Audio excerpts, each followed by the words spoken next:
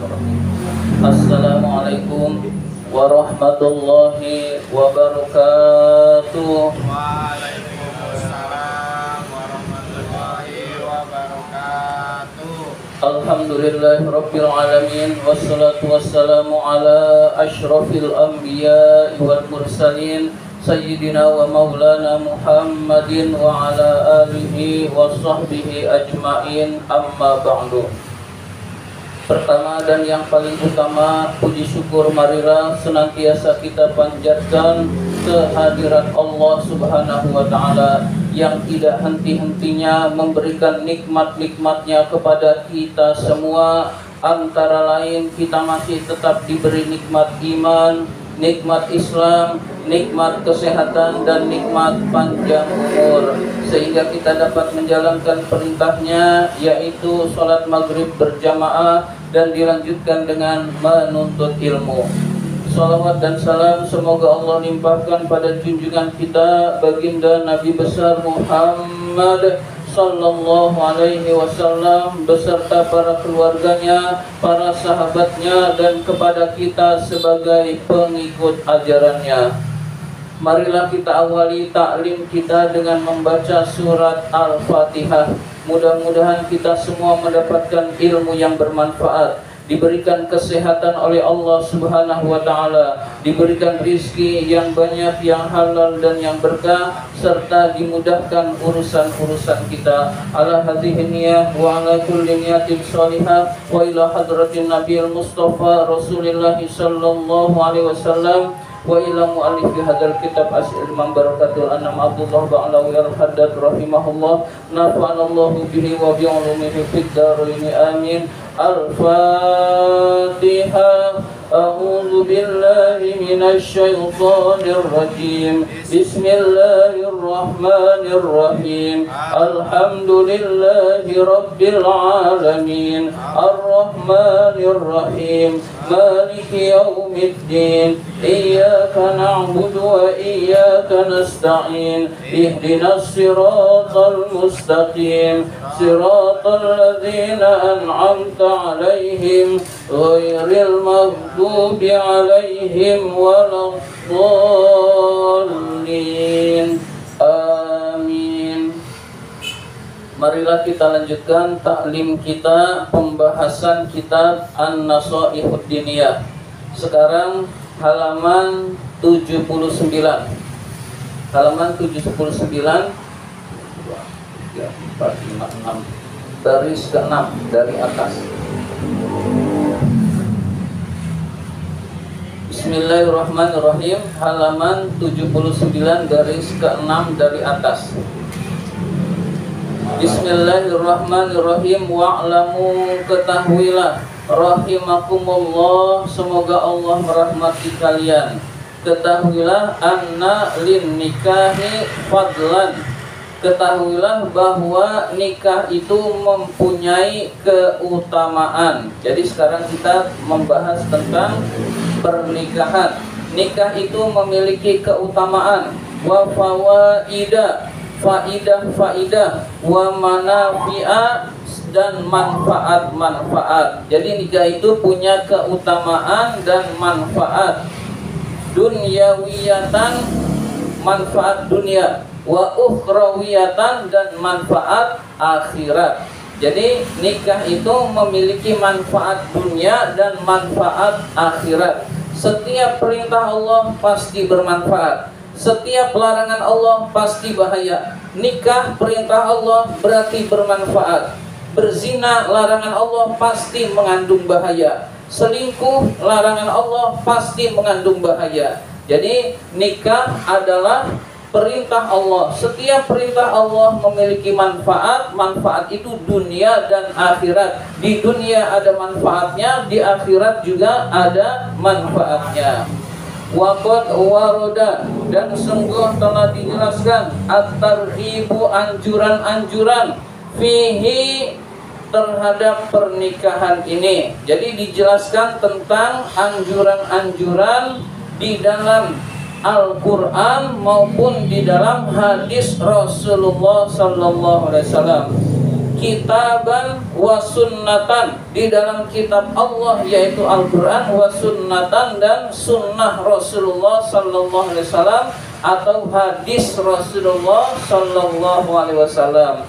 Karena nikah adalah perintah Allah, maka nikah itu bernilai ibadah. Jadi orang yang melaksanakannya dengan ikhlas, mengharapkan keridhaan Allah, dia mendapatkan pahala yang besar di sisi Allah Subhanahu wa taala.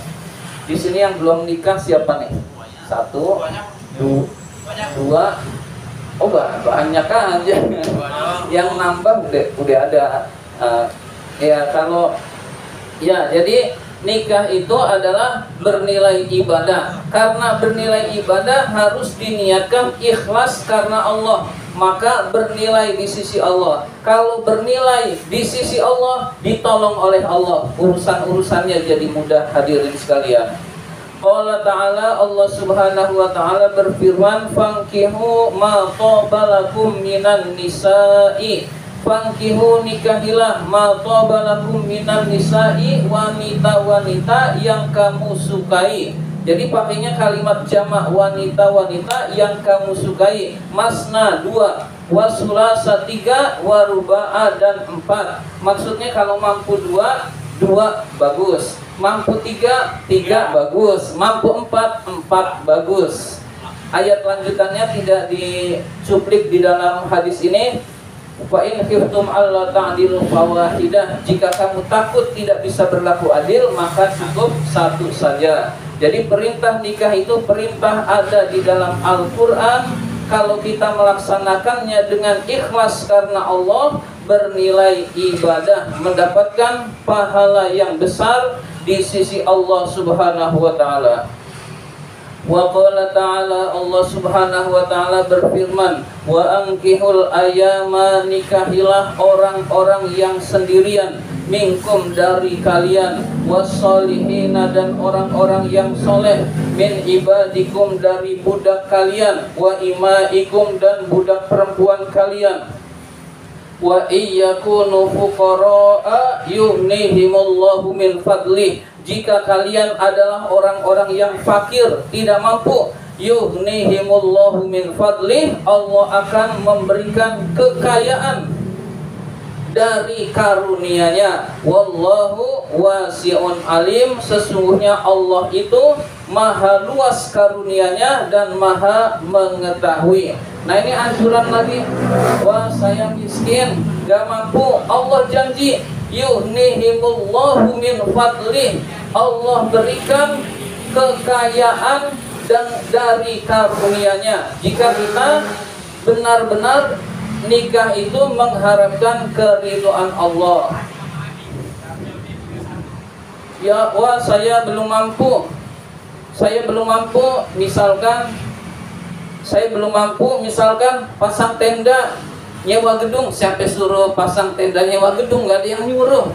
Jadi akad nikah selesai, walimah gak harus besar-besaran, teman tetangga sekitar diundang, teman dekat-dekat diundang, itu sudah walimah. Hadirin sekalian, jadi nikah itu murah, sebenarnya murah ya. Yang mahal itu pernak-perniknya. Nah Allah memerintahkan kepada kita, nikahilah wanita-wanita yang sendiri. Di dalam ayat ini juga dijelaskan bahwa hamba sahaja atau budak boleh dinikahkan, tapi hukumnya nanti ada penjelasan lebih rinci tentang hal itu. Tapi yang jelas hukumnya boleh menikah budak. Zaman sekarang udah nggak ada budak. Jadi nikahilah yang kamu sukai.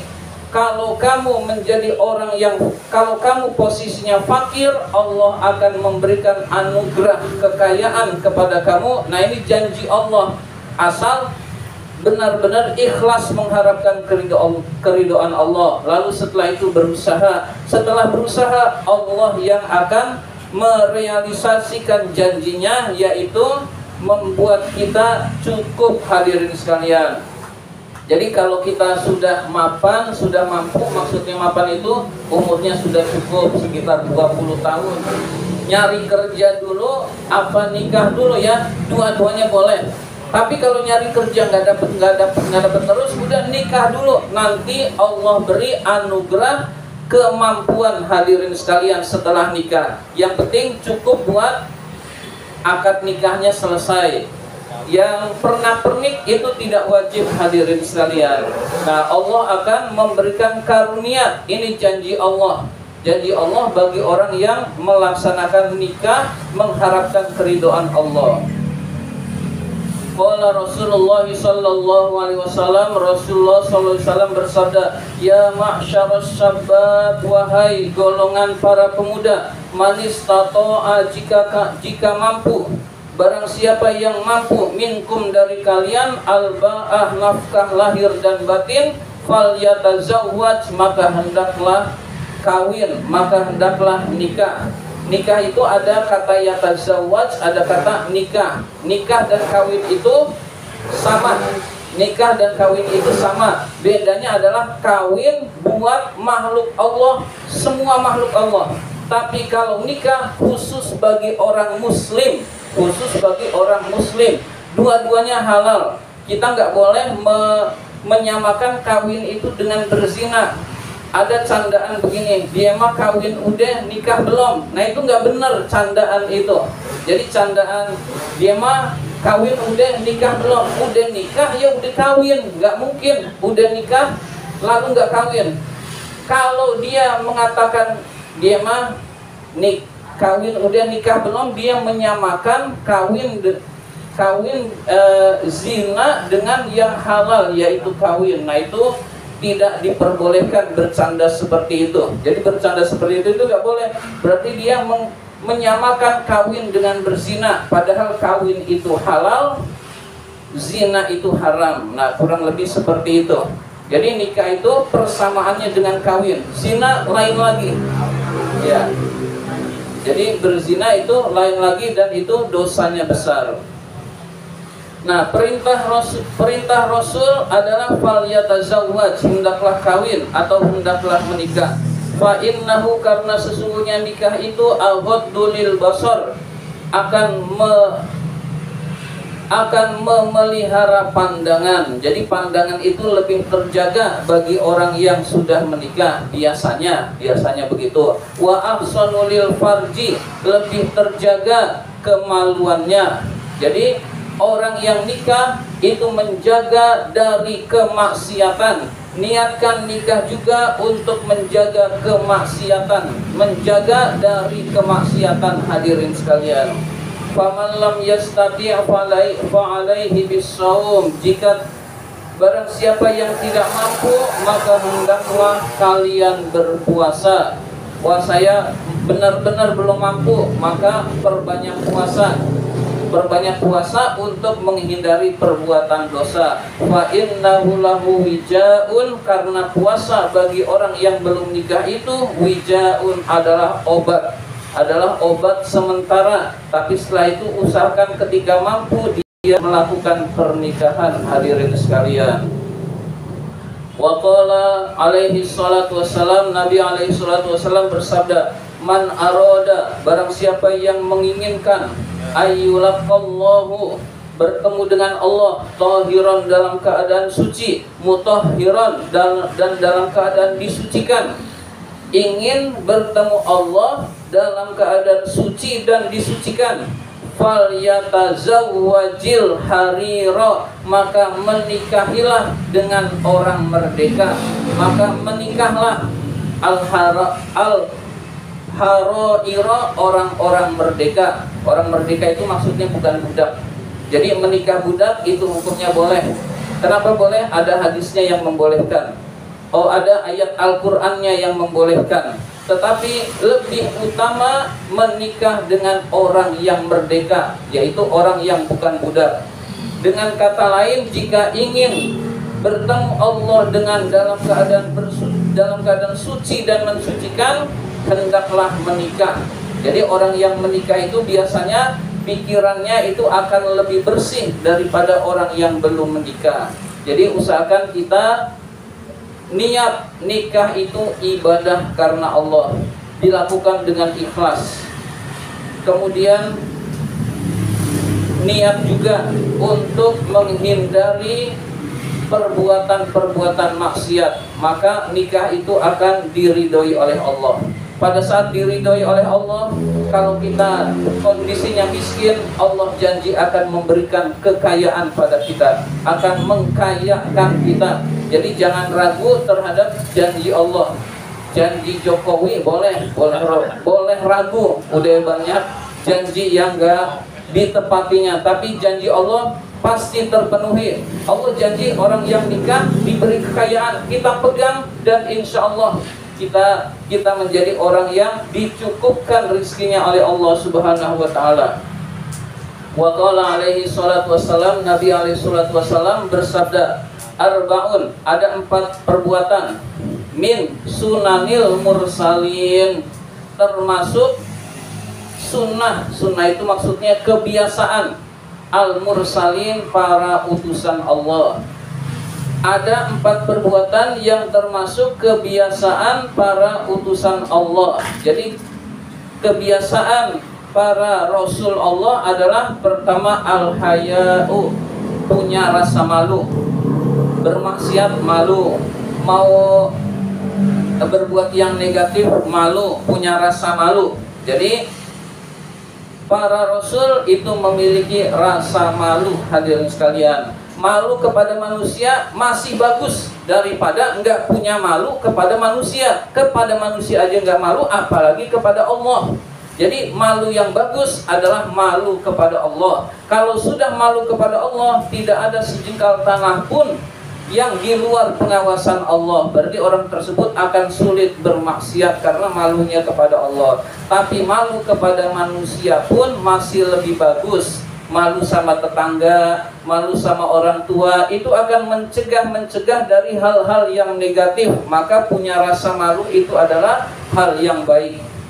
Wa ta'atturu, memakai wangi-wangian. Jadi memakai minyak wangi itu adalah sunnah rasul. Jadi sunnah rasul atau kebiasaan para rasul adalah memakai wangi-wangian. Jadi kalau kita memakai wangi-wangian, niatnya melaksanakan sunnah rasul, dapat pahala, hadirin sekalian. Wasiwaku, bersiwak, membersihkan gigi. Jadi membersihkan gigi itu adalah sunnah Rasulullah, terutama sebelum sholat. Sebelum sholat itu sangat disunahkan untuk bersiwak. Dan yang keempat yang ada pembahasan dengan kita adalah an-nikahu, nikah. Nikah juga termasuk sunnah Rasul. Kalau kita niat nikah itu ibadah, maka kita akan diridhoi oleh Allah Subhanahu wa taala dan mendapatkan pahala di sisi Allah serta dimudahkan urusan-urusan kita. Tidak masalah kita miskin atau kita kaya, ketika kita nikah kita akan diberikan rizki oleh Allah Subhanahu wa taala. Demikian yang dapat saya sampaikan. Mudah-mudahan kita semua mendapatkan ilmu yang bermanfaat. Allahumma inna na'udzubika min ilmin la yanfa, wa qalbin la yakhsha, wa amalin la yurfa, wa du'ain la yusma. Amin ya rabbal alamin. Terima kasih atas perhatian. Mohon maaf apabila ada kata-kata yang kurang berkenan. Wabillahi taufiq wal hidayah. Wassalamualaikum warahmatullahi wabarakatuh. Waalaikumsalam.